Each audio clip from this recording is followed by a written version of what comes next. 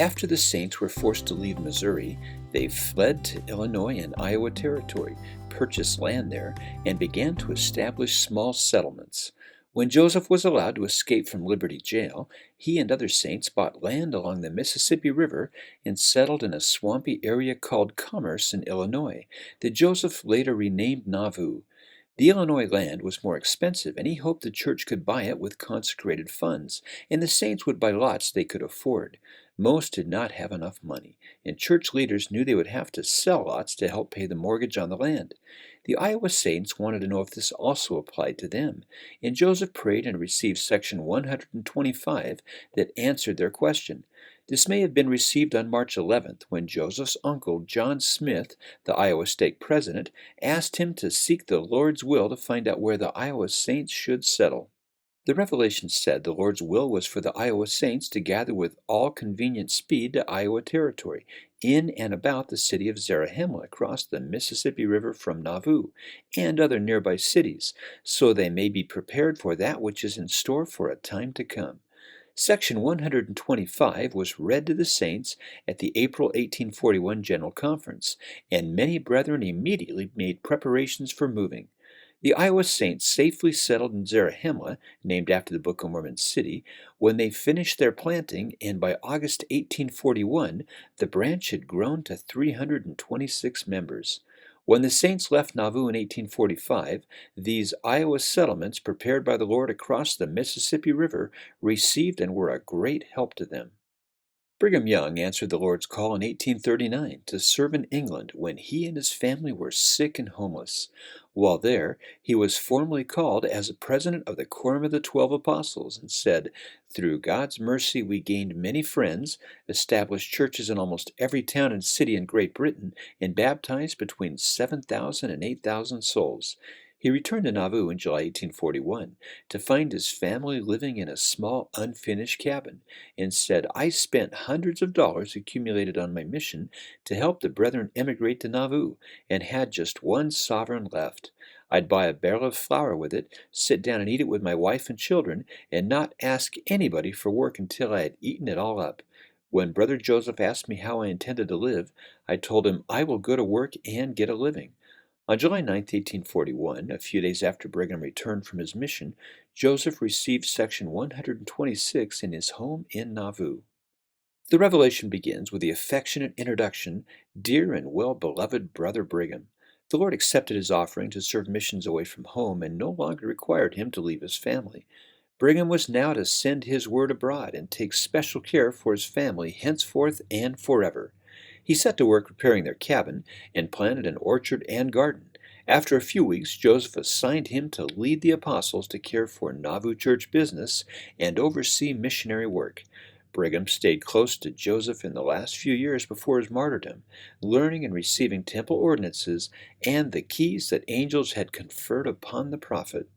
On May 6, 1842, a murder attempt was made on former Missouri Governor Lilburn Boggs, and Joseph was accused of arranging it in retaliation for the extermination order against the saints. Fearing that his enemies would try and take him to Missouri to be killed, Joseph went into hiding, and his friends protected him as he was hidden in and around Nauvoo. During this time, he pondered and sought for revelation about restored temple doctrines. He wrote letters to the saints about baptisms for the dead that became sections 127 and 128, and looked for a safe opportunity to teach them what he'd learned. At Seymour Brunson's funeral in 1840, Joseph had said that the gospel of Jesus Christ brought glad tidings of great joy, and read from 1 Corinthians chapter 15, where the apostle Paul wrote about the early Christian practice of baptism for the dead. He saw Jane Neiman in the congregation, whose teenage son died without being baptized, and told her that people could now act for their friends who had departed this life, and the plan of salvation was calculated to save all who were willing to obey the requirements of the law of God. In August 1842, Joseph taught the Relief Society about the ordinance of baptisms for the dead, and a recorder must be present to be an eyewitness and testify of it.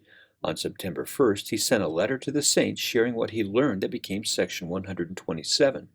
While hiding from those who wanted to take him to Missouri, he reflected on his life and told about his frustration with his enemies, the hostility against him, how God had delivered him, and his hope for a final triumph.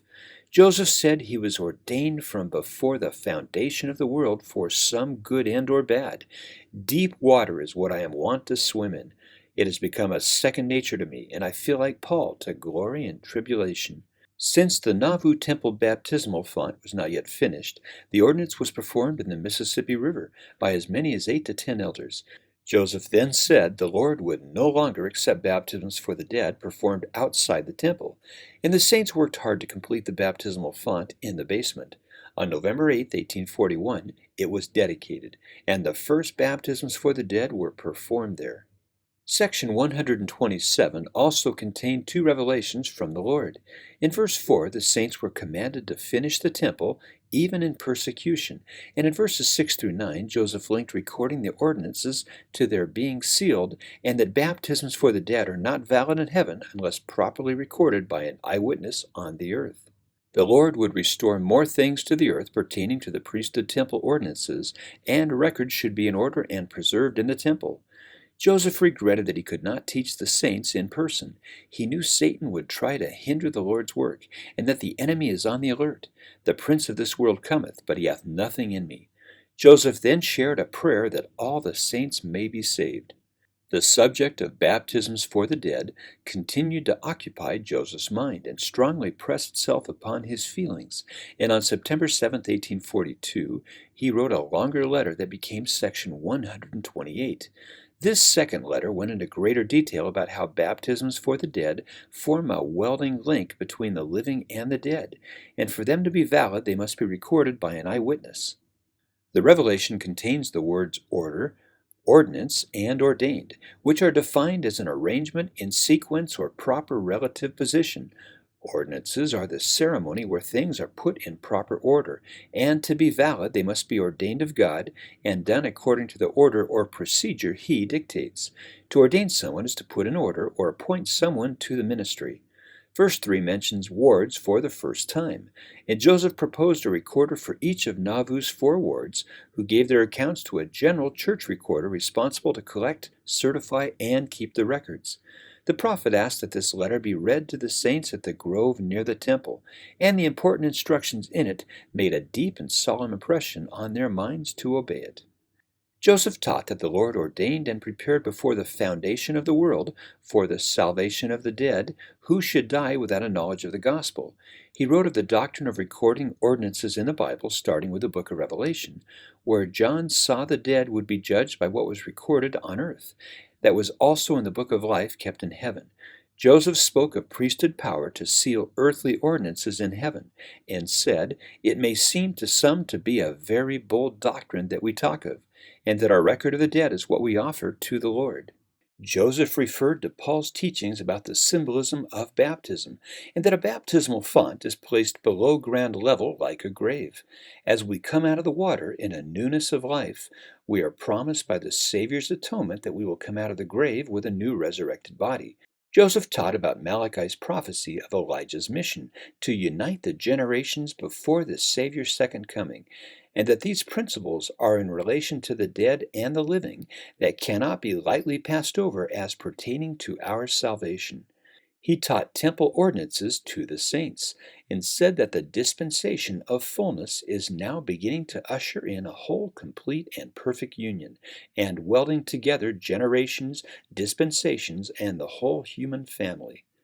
Joseph rejoiced in the restoration and the heavenly messengers who visited him, Moroni, Michael, Peter, James, John, Gabriel, and Raphael, who declared their dispensation, rights, keys, honors, majesty, and glory, and the power of their priesthood, giving line upon line, precept upon precept, here a little and there a little.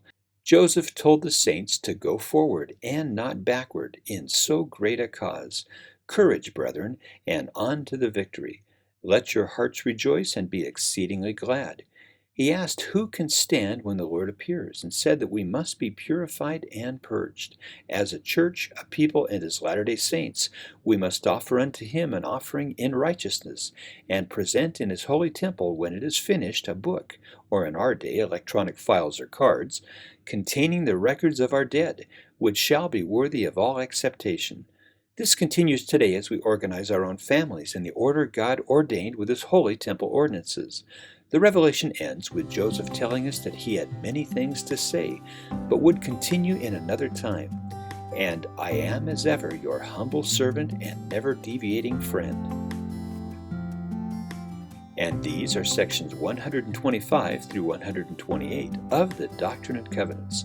Look for hidden objects throughout this video that are a part of church history or something that would have been common to that time, and read each object's description to learn about life in the 1800s. You can also look for these other images hidden throughout the video. You can download a coloring page and activity puzzles for each section on Etsy at Ponderfun. Visit our Facebook page or ponderfun.com to find more fun things to do, and you can listen to these as a podcast. Please like and share these videos with anyone you think might enjoy them, and I'll keep making new ones. Thanks again for watching, and find some time this week to ponder.